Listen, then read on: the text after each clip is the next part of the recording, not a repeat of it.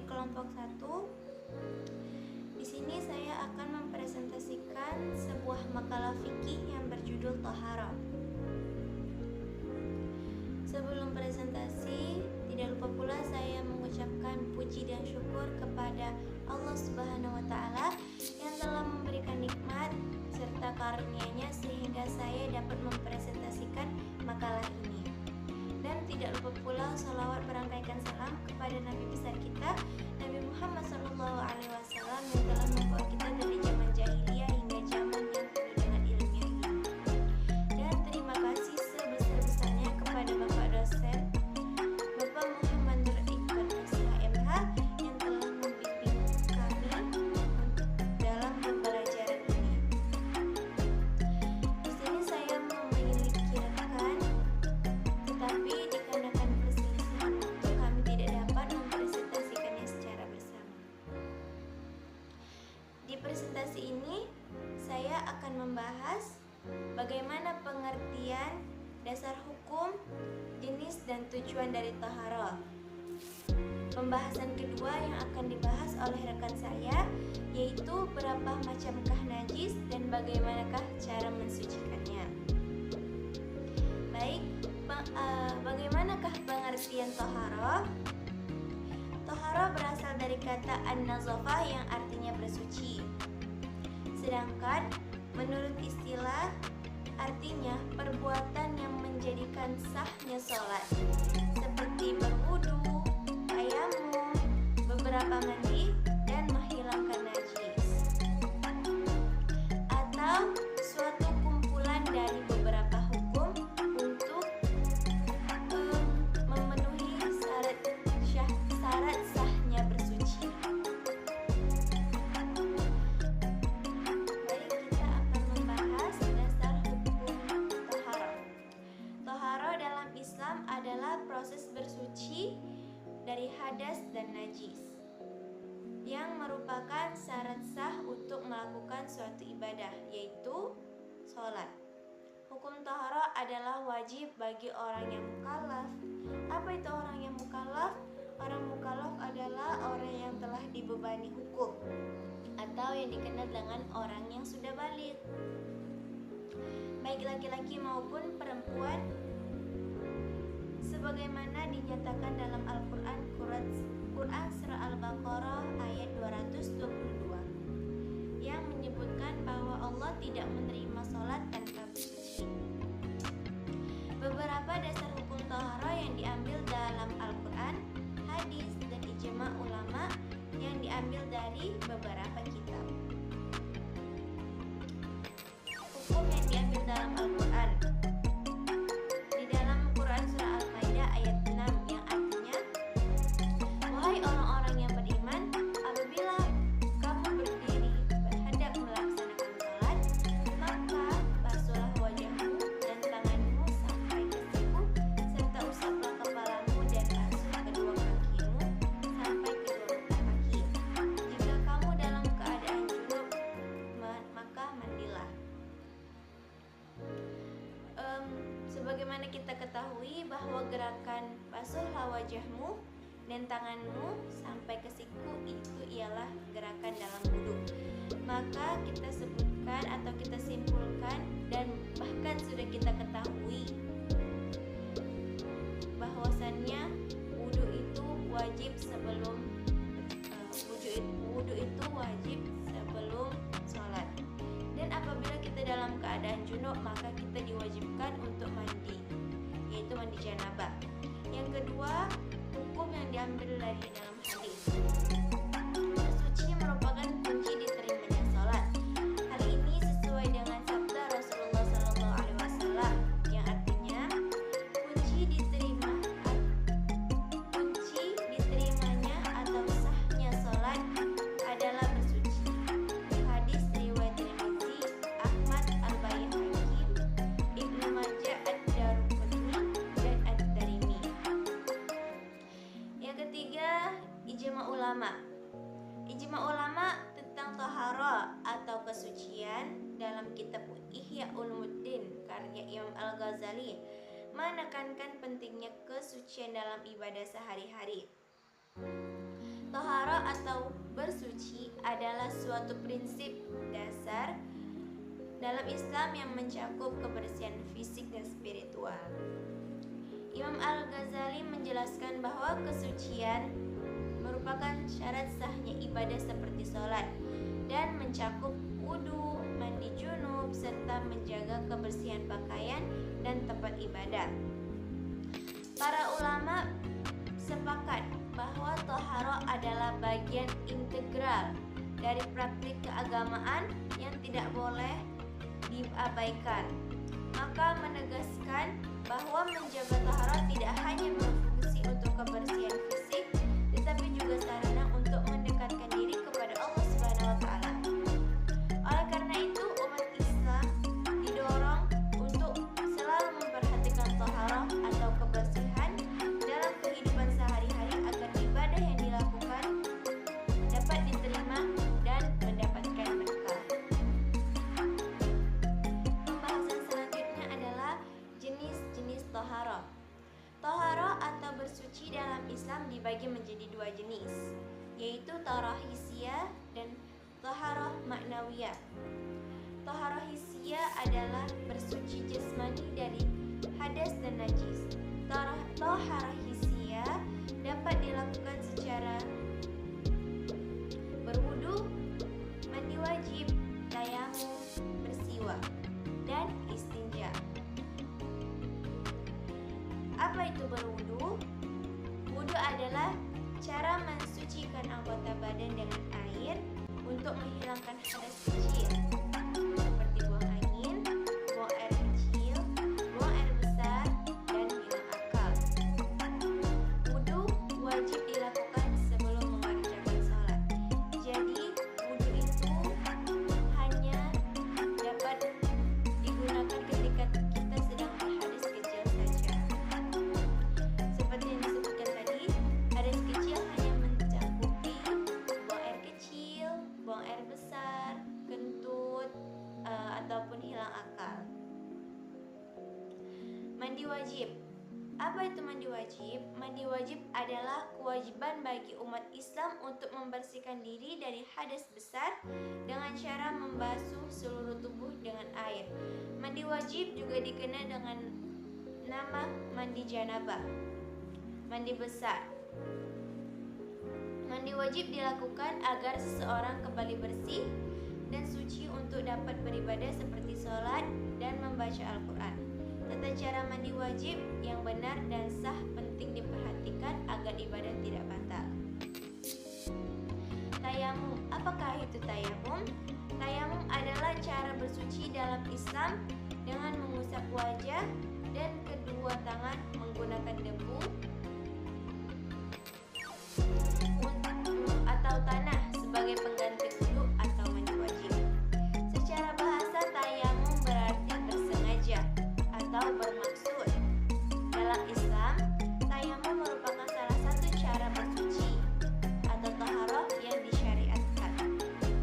Tayamum diperbolehkan dalam beberapa kondisi seperti sakit, sedang berpergian, sepulang dari buang air, ataupun junub. Jadi tayamum hanya bisa digunakan ketika tidak adanya air ataupun situasi yang mendesak. Seperti apa situasi yang mendesak itu? Contohnya, kita mempunyai sakit yang tidak dapat terkena air. Jadi caranya yaitu kita bertayamum. Selanjutnya bersiwak. Apa itu bersiwak? Bersiwak adalah kegiatan membersihkan gigi, gusi, dan mulut dengan menggunakan siwak, yaitu dahan atau akar dari pohon Salvadora persica.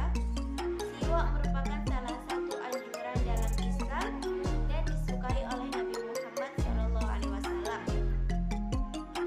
Istinja. Apa itu istinja? Seperti kita banyak yang mengetahui apa itu istinja.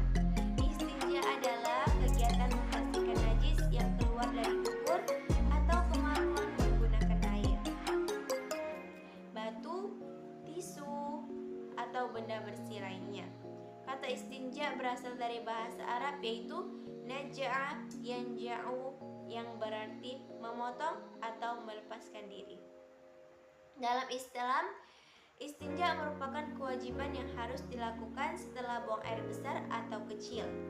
Hal ini didasarkan pada ajaran Islam yang mengutamakan kebersihan dan hadis Rasulullah SAW yang menyatakan bahwa kebersihan adalah sebagian dari iman.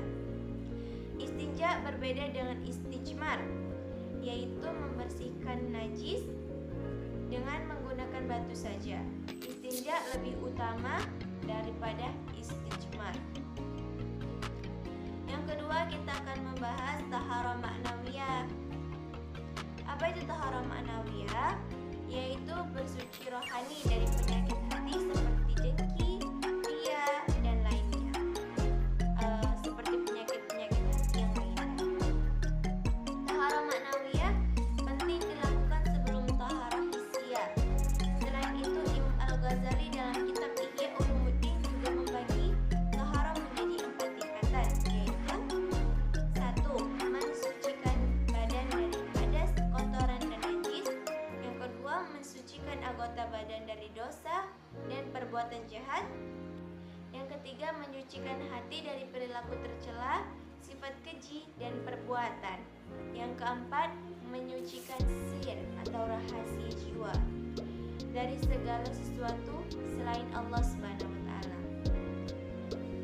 Hal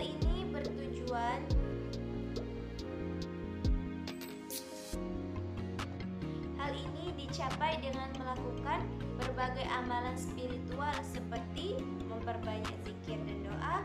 Yang kedua, membaca Al-Quran dan tadabbur. Yang ketiga, menyempurnakan ibadah wajib dan sunnah. Yang keempat, menjauhi perbuatan dosa dan maksiat. Yang kelima, menjaga akhlak mulia. Pembahasan selanjutnya yaitu tujuan dari taharah. Apa saja? Tujuan taharah dalam Islam adalah bersifat multifase dan terkait erat dengan kesucian dan kebersihan dalam beribadah kepada Allah Subhanahu wa taala. Berikut adalah beberapa tujuan utama taharah. Yang pertama, membersihkan badan dari hadas dan najis. Taharah bertujuan untuk menghilangkan hadas dan najis yang dapat menghalangi sahnya ibadah seperti salat. Hal ini penting karena tubuh harus bersih agar bisa melakukan ritual ibadah dengan nilai sah. Yang kedua, sebagai syarat sahnya salat. Yang ketiga, jalan agar mendapatkan ridha Allah. Yang keempat, dapat menjaga kesehatan. Yang lima, bersifat moral dan etika. Sikap taharah juga memiliki hikmah moral dan etika. Orang yang selalu menjaga kebersihan dirinya serta lingkungannya, memperlakukannya sebagai orang yang imani dan takwa, serta lebih cenderung bergaul positif dengan orang lain. Dengan demikian, taharah bukan sekedar prosedur, tetapi juga menjadi bagian integral dari kehidupan seorang muslim yang ingin mendekati Allah Subhanahu wa taala dengan cara yang paling suci dan pembahasan yang kedua akan dilanjutkan oleh rekan saya mengenai Ramadan. Sekian dari saya. Terima kasih. Assalamualaikum warahmatullahi wabarakatuh. Alhamdulillah wassalatu ala rasulillah.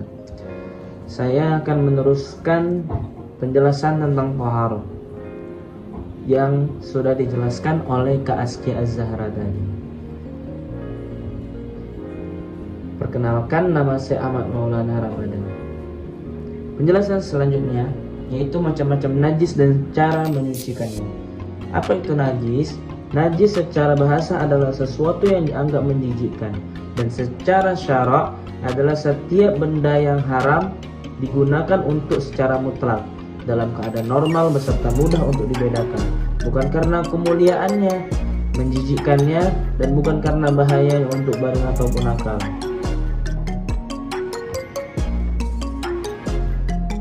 Najis adalah kotoran yang menempel pada tubuh, tempat maupun pakaian dan menyebabkan batalnya ibadah yang kita lakukan.